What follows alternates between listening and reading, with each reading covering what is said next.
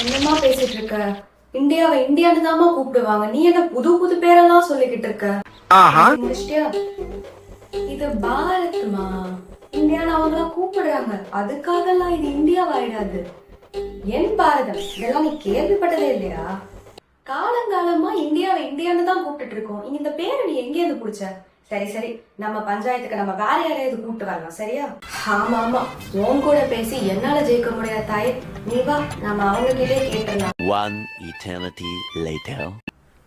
Hello viewers. ஐயோ, video எடுக்கும்போது சலசம் பண்ணணும்னே இங்க வருவாங்க போல. சொல்லு, இன்னைக்கு என்ன பஞ்சாயத்து? இன்னைக்கு என்ன புது பஞ்சாயத்து இழுத்துட்டு வந்திருக்க?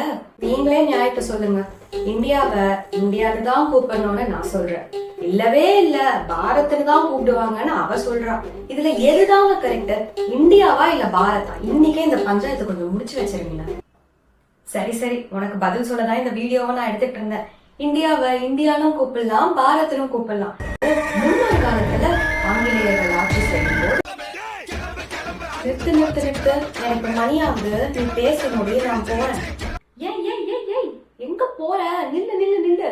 சரி சரி, ஒரே ஒரு நிமிஷத்துல ஷார்ட் அண்ட் கிறிஸ்பா சொல்லி முடிச்சிடுறேன். அதுக்கு மறக்காம இந்த மாதிரி ஒவ்வொரு நாளும் ஒவ்வொரு ஆர்டிகல் தெரிஞ்ச சேனலை சப்ஸ்கிரைப் பண்ணுங்க.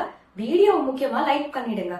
ஓகே, இப்ப நம்ம ஆர்டிகல் 1 பார்க்கலாம். அரசியல் அமைப்பை எழுதும் போதே, அதாவது கான்ஸ்டிடியூஷன் எழுதும் போதே சொல்லிட்டாங்க ஃபர்ஸ்ட் ஆர்டிகல்லே இந்தியா பாரத் அப்படின்ற மாதிரி 2 முக்கியமான வார்த்தைகள் யூஸ் பண்ணிருப்பாங்க.